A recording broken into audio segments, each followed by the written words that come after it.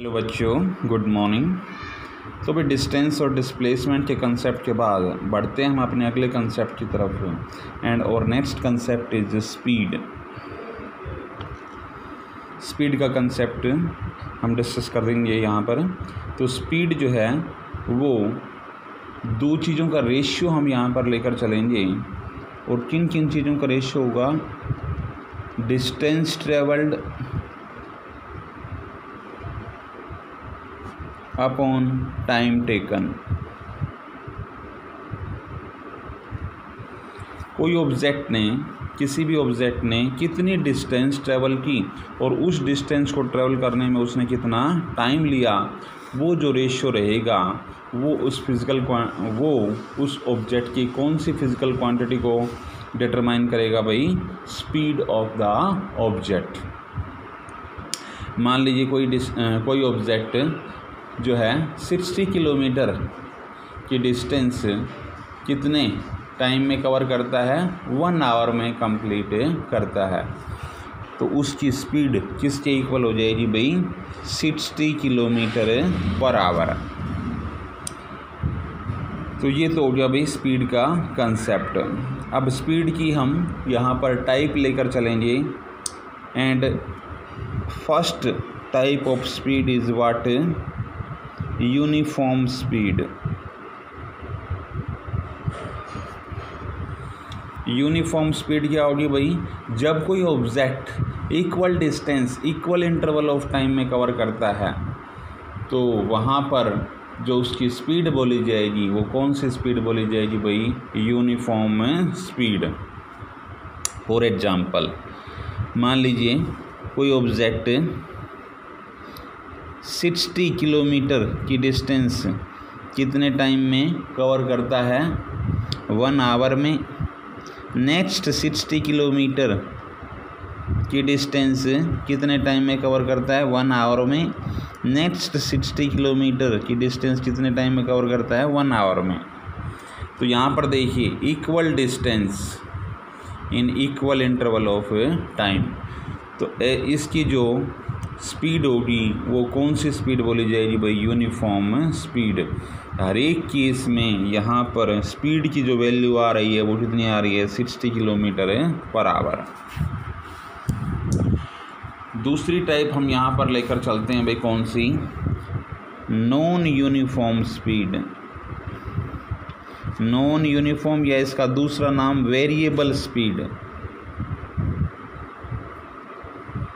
Variable speed. तो ये कौन सी स्पीड होगी भाई?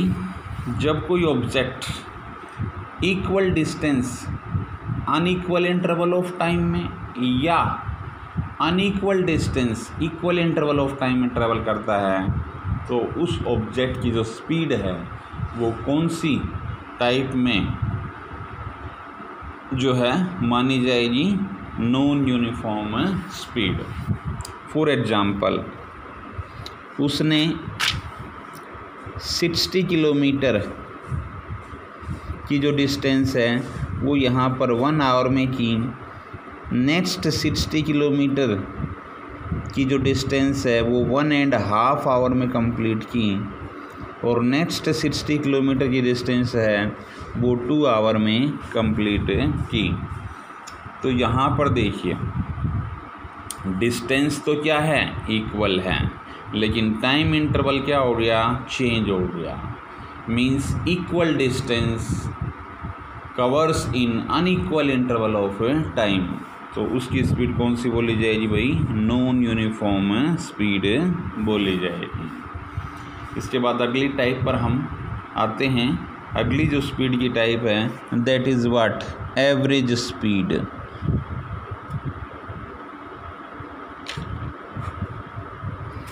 Average speed. तो एवरेज का कंसेप्ट आपने मैथमेटिक्स में सीखा हुआ है भाई। एक क्लास में मान लीजिए 40 स्टूडेंट्स हैं तो वहाँ पर अगर उनकी हाइट की एवरेज वैल्यू पूछी जाए तो हम क्या करते हैं? हर एक स्टूडेंट की हाइट वहाँ पर मेजर करते हैं और उसको किससे डिवाइड कर देते हैं? नंबर ऑफ स्टूडेंट्स से वहाँ पर डिवाइड कर देते हैं, हर एक सब की हाइट को ऐड करके और उसको नंबर ऑफ़ स्टूडेंट से डिवाइड कर देते हैं। तो वहाँ से जो हाइट की वैल्यू आ जाती है वो किसकी वैल्यू आ जाती है, एवरेज हाइट की वैल्यू वहाँ पर आ जाती है। क्योंकि कोई क्लास में स्टूडेंट टॉलर हो सकता है, कोई शॉर्टर हो सकता है, हर एक की इंडिविजुअल स्टूडेंट की इंडिविजुअल हाइट जो है वहाँ पर एडजस्ट करती है। तो वो जो एक पर्टिकुलर वैल्यू आ गई, जो उसकी मीन वैल्यू निकालने के बाद जो वैल्यू आ गई वो उसकी क्या बोली जाएगी भाई, एवरेज हाइट बोली जाएगी। इसी तरह से एवरेज स्पीड का कंसेप्ट क्या है कि भाई अभी बताया जैसे नॉन यूनिफॉर्म स्पीड की equal distance unequal interval of time में कवर कर रहा है या unequal distance equal interval of time में कवर कर रहा है, तो वहाँ पर क्या हो रहा है, उसकी स्पीड में क्या आ रहे हैं, चेंजेज आ रहे हैं। लेकिन एक गिवन इंटरवल ऑफ टाइम में वो कांस्टेंट स्पीड जिससे वो उतनी ही डिस्टेंस कवर करे जितना एक वेरिएबल स्पीड से वो डिस्टेंस कवर कर रहा है, तो वो कांस्टेंट स्पीड उसकी कौन सी स्पीड बोली जाएगी भाई, एवरेज स्पीड बोली जाएगी। अब एवरेज स्पीड को निकालने का तरीका क्या है, इसका फार्मूला हम नोट करेंगे, total distance travelled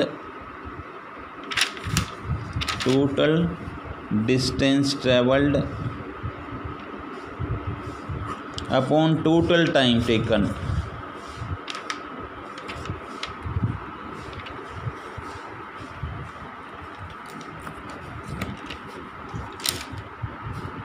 upon total time taken. अब डिस्टेंस की अगर बात करते हैं तो मान लीजिए डिस्टेंस का फार्मूला अब आपने पढ़ा हुआ है। डिस्टेंस का फार्मूला किसके इक्वल होता है, वेलोसिटी इनटू टाइम। तो एक तो कंसेप्ट यहाँ पर निकाल सकते हैं हम डिस्टेंस का। तो यहाँ से एवरेज जो स्पीड रहेगी, एवरेज स्पीड रहेगी वो किसके इक्वल रहेगी, वी एवरेज किसके इक्वल आएगी, total distance upon total time, यही था। अब मान लीजिए पहली जो डिस्टेंस कवर की वो S1 से रिप्रेजेंट करें, सेकंड डिस्टेंस ट्रेवल की वो S2 से रिप्रेजेंट कर दी। इन डिस्टेंसेस को ट्रैवल करने में पहले केस में टाइम T1 लिया, सेकंड टाइम T2 लिया। एक तो केस ये हो गया भाई। एक यही कंसेप्ट मान लीजिए हम स्पीड की टर्म के रूप में एक्सप्रेस करना चाहते हैं, तो स्पीड का कंसेप्ट यहाँ पर डिस्टेंस का कंसेप्ट आप जानते हैं क्या होता है, स्पीड इनटू टाइम। तो मान लीजिए यहाँ से S1 की वैल्यू आप स्पीड की टर्म के रूप में निकालना चाहते हैं, तो बताइए अगर स्पीड इस इतनी डिस्टेंस को ट्रैवल करने में वो जो ऑब्जेक्ट है अगर V1 स्पीड से मूव करता हो, तो V1 यहाँ पर और उसने टाइम कितना लिया हो, T1 लिया हो, तो उसकी जो डिस्टेंस है वो इस फॉर्म में एक्सप्रेस की जा सकती है भाई, V1 T1। इसी तरह से S2 का रिज़ल्ट आप निकालेंगे तो इतनी डिस्टेंस को ट्रैवल करने में अगर वो V2 स्पीड से मूव कर रहा हो तो उसकी S2 का वैल्यू निकाल सकते हैं, वो किसके इक्वल आ जाएगी, V2 इंटू T2। तो उसके बेस पर एवरेज स्पीड किसके इक्वल आ गई, S1 की वैल्यू तो V1 T1, S2 की वैल्यू V2 T2 और नीचे क्या आ जाएगा भाई, T1 प्लस T2। तो इस तरीके से भी आप एवरेज स्पीड का रिज़ल्ट निकाल सकते हैं। अब एक केस ये भी हो सकता है कि भाई टाइम को डिस्टेंस अपॉन स्पीड की टर्म के रूप में भी आप एक्सप्रेस कर सकते हैं। कैसे, S1 प्लस S2 ये तो एज इट इज़ रखा, और टाइम को डिस्टेंस अपॉन स्पीड की टर्म के रूप में, तो डिस्टेंस s1 से स्पीड मान लीजिए v1, ये s2, ये v2। तो यहाँ से देखिए s1 प्लस s2 और नीचे v1 v2, यहाँ पर हम क्या ले लेंगे कॉमन, v1 v2 क्या आ जाएगा, एलसीएम आ जाएगा। तो ये आ जाएगा s1 v2 plus s2 v1, और v1 v2 कैंसिल आ जाएगा ऊपर, तो s1 प्लस s2, और यहाँ से देखिए नीचे बच गया s1 v2 plus s2 v1, और ये जो v1 v2 था ये कहाँ चला जाएगा भाई, ऊपर चला जाएगा। अब यहाँ से देखिए अगर s1 और s2 इक्वल लेकर चले हम, स्पेशल केस, अगर दोनों डिस्टेंस ट्रेवल्ड सेम हैं तो इसमें पुट करें तो s प्लस s क्या आ जाएगा, 2s, और v1 v2, और नीचे देखिए s1 की जगह अभी s और s2 की जगह अभी s, तो s कॉमन आ जाएगा और अंदर क्या बच जाएगा, v1 प्लस v2। अब देखिए s से s कैंसिल आउट, तो यहाँ से जो एवरेज स्पीड थी वो किसके इक्वल आ गई, 2 times v1 v2 upon v1 plus v2। एक तरह से harmonic mean of the individual speed, यहाँ पर ये एवरेज स्पीड जो है वो एक्सप्रेस की जा सकती है। तो भाई ये तो चीज़ हो गया भाई एवरेज स्पीड का। एवरेज स्पीड के बाद अगला कंसेप्ट हम यहाँ पर लेकर चलते हैं, कौन सा, instantaneous speed. Instantaneous speed, instantaneous speed जैसा कि नाम से क्लियर हो रहा है, वो स्पीड जो कि किसी गिवन इंस्टेंट ऑफ टाइम में हम मेज़र करते हैं, और इसको मेज़र कौन करता है, स्पीडोमीटर। जैसे डिस्टेंस ट्रेवल्ड को मेज़र करने के लिए व्हीकल्स में ओडोमीटर लगा होता है, ऐसे स्पीड को किसी गिवन इंस्टेंट ऑफ टाइम में मेज़र करने के लिए क्या होता है भाई, स्पीडोमीटर होता है। जैसे मान लीजिए कोई ऑब्जेक्ट मूव कर रहा है, उसने 5th सेकंड में वो किस स्पीड से मूव कर रहा है, या 10th सेकंड में वो किस स्पीड से मूव कर रहा है, या 12th सेकंड में वो किस स्पीड से मूव कर रहा है, एक गिवन एक पर्टिकुलर nth सेकंड में किस स्पीड से मूव कर रहा है, वो उसकी क्या बोली जाएगी भाई, इंस्टेंटेनियस स्पीड बोली जाएगी। तो ये तो डिफरेंट स्पीड के कंसेप्ट यहाँ पर हमने स्टडी किए। इसके बाद स्पीड से ही रिलेटेड अगला कंसेप्ट हम यहाँ पर लेकर चलेंगे, वेलोसिटी का।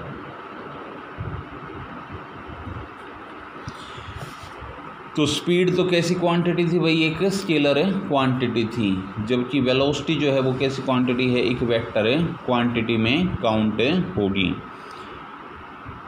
स्केलर और वेक्टर का कंसेप्ट आप पढ़ चुके हैं। तो वेलोसिटी जो है उसको हम स्पीड विद डायरेक्शन भी कह सकते हैं।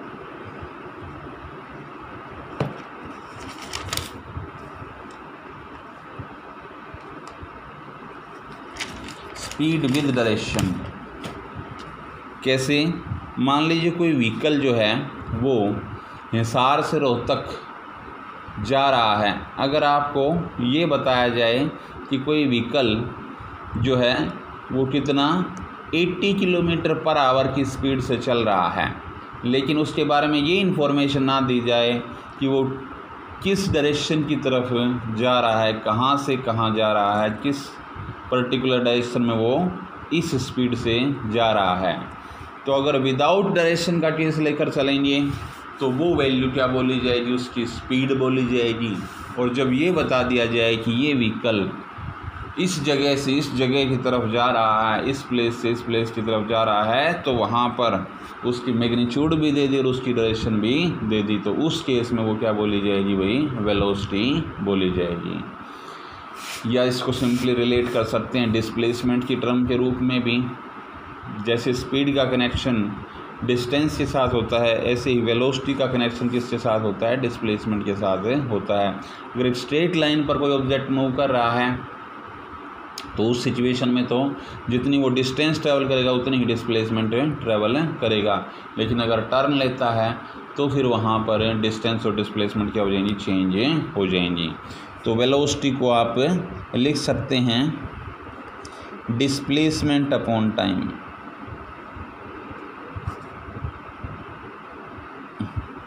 स्पीड को हमने लिया था डिस्टेंस अपॉन टाइम के रूप में, और वेलोसिटी किसके इक्वल आ जाएगी भाई, डिस्प्लेसमेंट अपॉन टाइम के रूप में। अब जैसे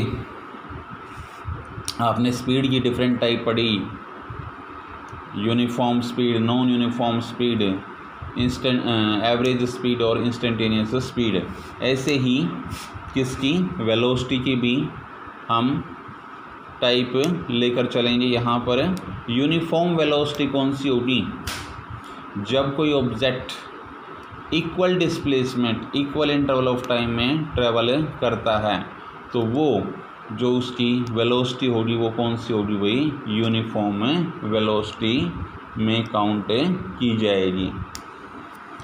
और अगर कोई object unequal displacement equal interval of time में ट्रैवल करता है तो फिर वो कौन सी बोली जाएगी भाई, नॉन यूनिफॉर्म वेलोसिटी बोली जाएगी।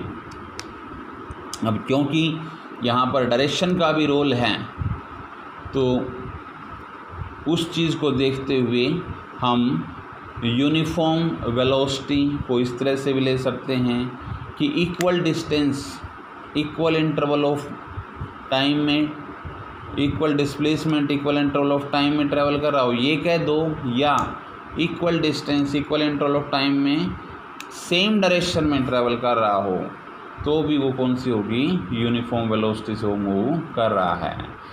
लेकिन अगर उसने डायरेक्शन चेंज कर दी, भले ही उसने equal distance equal interval of time में ट्रैवल की हो, तो वो यूनिफॉर्म वेलोसिटी से मूव करता हुआ नहीं माना जाएगा, क्योंकि वहाँ पर इसमें मैग्नीट्यूड के साथ साथ किस चीज़ का रोल प्ले हो रहा है भाई, डायरेक्शन का भी रोल प्ले हो रहा है।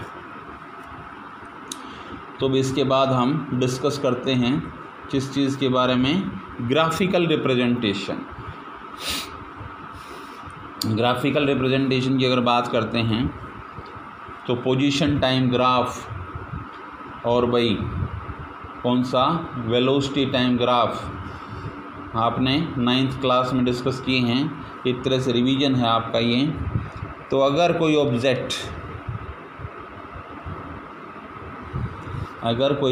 ऑब्जेक्ट जो है वो यूनिफॉर्म मोशन में है, means equal distance equal interval of time में ट्रैवल करता है, तो उस केस में अगर हम पोजीशन टाइम ग्राफ की बात करते हैं, पोजीशन टाइम ग्राफ की बात करते हैं तो वो एक स्ट्रेट लाइन होगा भाई।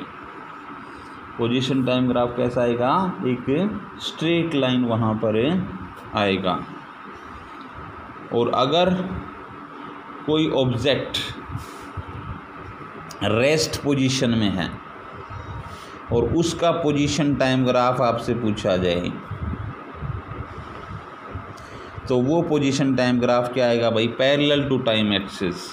टाइम की वैल्यू तो चेंज हो रही है लेकिन पोजीशन वहीं की वहीं है, तो इसका मतलब इस ग्राफ के बेस पर क्या कहा जा सकता है ऑब्जेक्ट की मोशन के बारे में कि ये किस में लाई कर रहा है भाई, रेस्ट पोजीशन में लाई कर रहा है।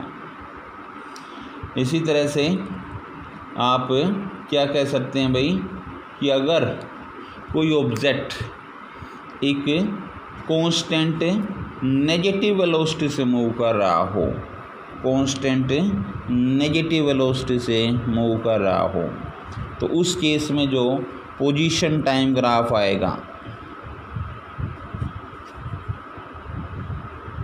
वो कैसा आएगा भाई, इस टाइप से। नेगेटिव साइड में स्लोप इस साइड में आ जाएगा, ये पॉजिटिव डायरेक्शन में था, ये नेगेटिव स्लोप हो जाएगा। तो इस चीज़ का आप यहाँ पर ध्यान रखेंगे भाई। पॉजिटिव और नेगेटिव स्लोप के कंसेप्ट का। तो ये तो सारे किसमें हमने स्टडी किए भाई, यूनिफॉर्म मोशन के केस। अगर ऑब्जेक्ट नॉन यूनिफॉर्म मोशन में मूव कर रहा है तो उस केस में जो पोजीशन टाइम ग्राफ आएगा वो अब स्ट्रेट लाइन ना आकर कर्व्ड फॉर्म में आएगा।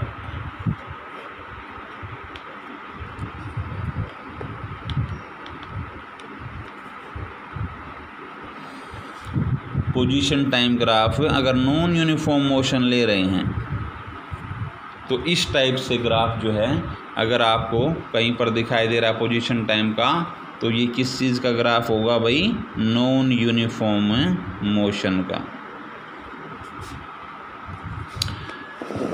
अच्छा, अब देखिए ग्राफ के बेस पर, पोजीशन टाइम ग्राफ के बेस पर हम किस चीज़ की वैल्यू निकाल सकते हैं भाई, स्पीड की वैल्यू वहाँ पर निकाली जा सकती है।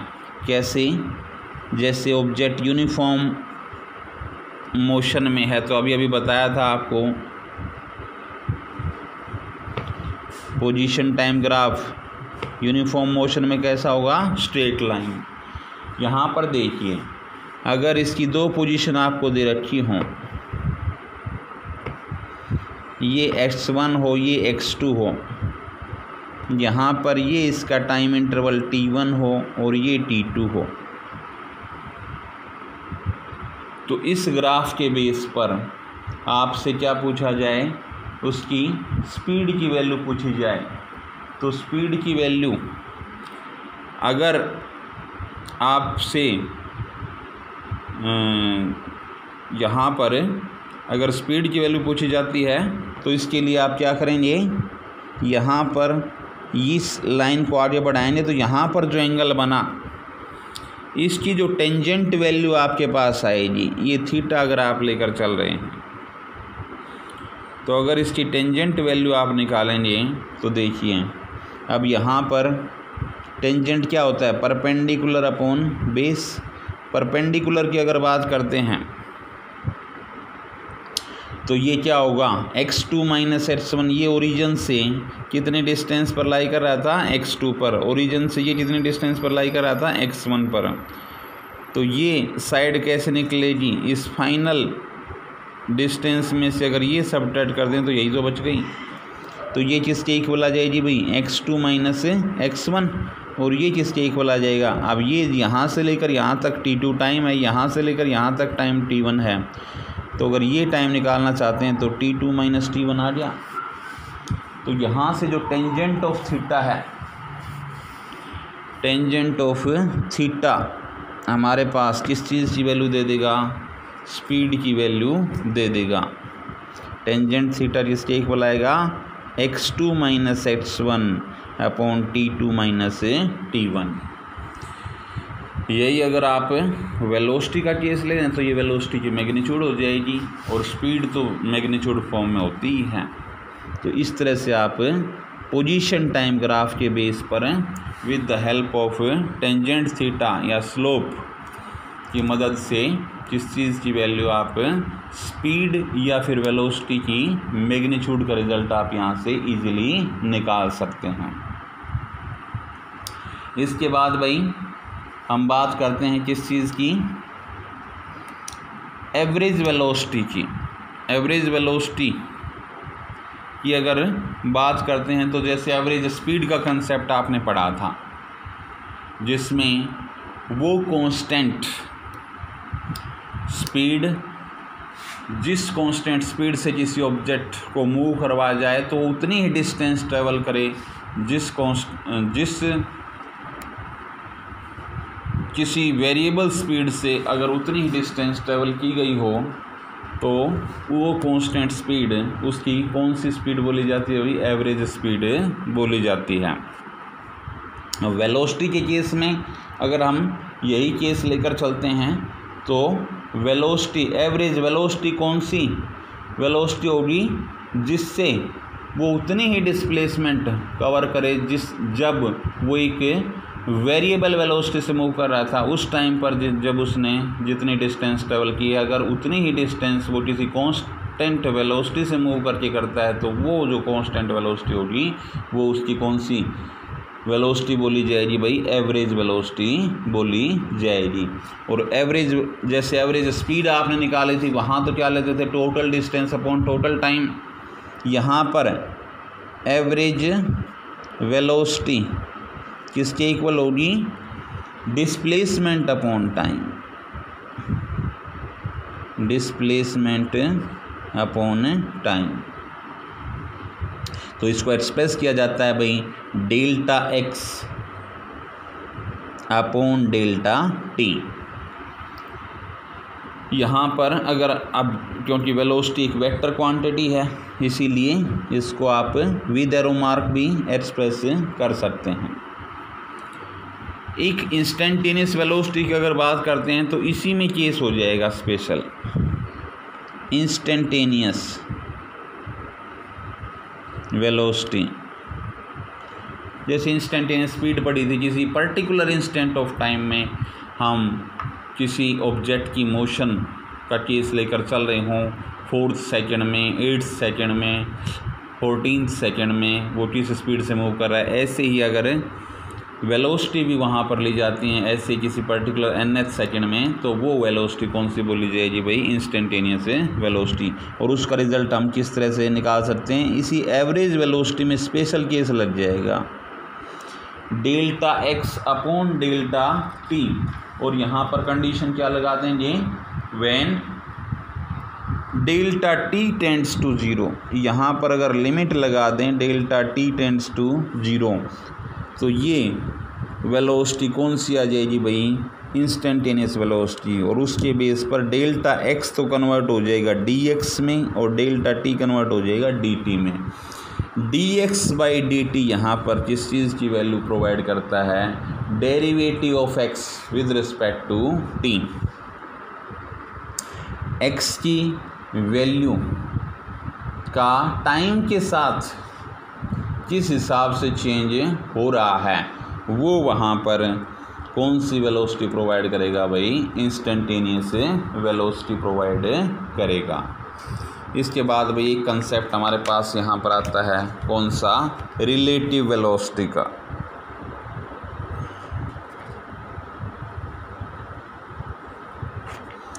रिलेटिव वेलोसिटी, तो रिलेटिव वेलोसिटी क्या होगी भाई? जब कोई दो ऑब्जेक्ट्स सेम डायरेक्शन में मूव कर रहे हों तो वहाँ पर एक ऑब्जेक्ट की मोशन को दूसरे के विद रिस्पेक्ट टू स्टडी किया जाता है तो वो रिलेटिव वेलोसिटी बोली जाती है। अब जनरली ये माना जाता है कि भाई अर्थ जो है वो अपने एक्सिस के अबाउट भी मूव कर रही है और सन के अबाउट रिवोल्यूशन कर रही है, फिर भी हमें ये मूव करती हुई ऑब्ज़र्व क्यों नहीं होती?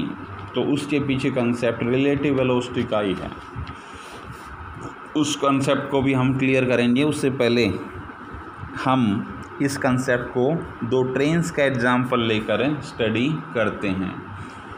एक ट्रेन जो है, दोनों ट्रेन मान लीजिए ईस्ट डायरेक्शन में मूव कर रही हैं, ट्रेन ए और ट्रेन बी। दोनों की जो डायरेक्शन है वो क्या है? सेम है। तो यहाँ पर आपने मान लीजिए relative velocity of A with respect to B निकालनी हो तो वो किसके इक्वल आ जाएगी भाई? V A minus we B. A किस वेलोसिटी से मूव कर रही है और बी किस वेलोसिटी से मूव कर रही है अगर सेम डायरेक्शन है। तो अगर यही दोनों ट्रेन अगर अपोजिट डायरेक्शन में मूव कर रही हों,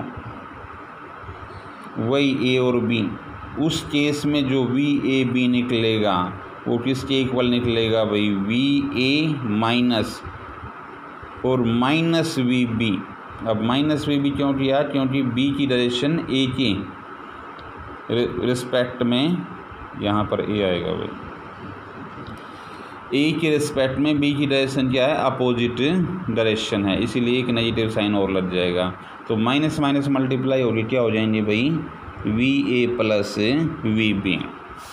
तो यहाँ पर देखिए जब दो ट्रेन सेम डायरेक्शन में मूव कर रही हैं तो एक ट्रेन में बैठे हुए ऑब्जर्वर को दूसरी ट्रेन जो है वो कम वेलोसिटी से मूव करती हुई अपीयर होगी। लेकिन अगर आपने नोट किया होगा ट्रेन में जब आप सफ़र करते हैं तो अगर कोई ट्रेन हमारी ट्रेन की डायरेक्शन की अपोजिट डायरेक्शन में जाती है तो हम क्या ऑब्जर्वेशन करते हैं कि वहाँ पर स्पीड ज़्यादा इंक्रीज्ड हुई हमें ऑब्जर्व होती है। क्यों? क्योंकि वहाँ पर दोनों की वेलोसिटी क्या हो जाती हैं, ऐड हो जाती हैं। अब बात कर रहे थे हम कि भाई अर्थ जो है वो मूव करते हुए भी हमें मूव करती हुई ऑब्ज़र्व क्यों नहीं होती। तो उसके पीछे रीज़न क्या होता है कि अर्थ जिस वेलोसिटी से मूव कर रही है उसी वेलोसिटी से उसके साथ साथ जितने भी ऑब्जेक्ट हैं वो उसी वेलोसिटी से मूव कर रहे हैं। अब जब दो ऑब्जेक्ट सेम डायरेक्शन में सेम वेलोसिटी से मूव करेंगे तो वहाँ पर बताइए सेम डायरेक्शन का केस क्या था, v A minus we b. तो अगर वी ए और वी बी अगर इक्वल आ जाएं तो बताइए वी ए बी की वैल्यू यहाँ पर 0 आ जाएगी, नहीं आ जाएगी। इसीलिए रिलेटिव वेलोसिटी वहाँ पर 0 होने के कारण वो अर्थ मूव करते हुए भी हमें मूव करती हुई ऑब्जर्व नहीं होती है, क्योंकि जिस वेलोसिटी से अर्थ मूव कर रही थी उसी वेलोसिटी से बाकी ऑब्जेक्ट भी मूव कर रहे हैं। तो वी ए और वी बी क्या हो गए, इक्वल, सेम डायरेक्शन थी, इसीलिए यहाँ बीच में माइनस साइन आ गया। तो जब दोनों इक्वल हो गए तो दोनों का डिफरेंस 0 आ गया, इसीलिए वो अर्थ हमें मूव करती हुई ऑब्जर्व नहीं होती। तो ये कंसेप्ट था भाई हमारे पास रिलेटिव वेलोसिटी का।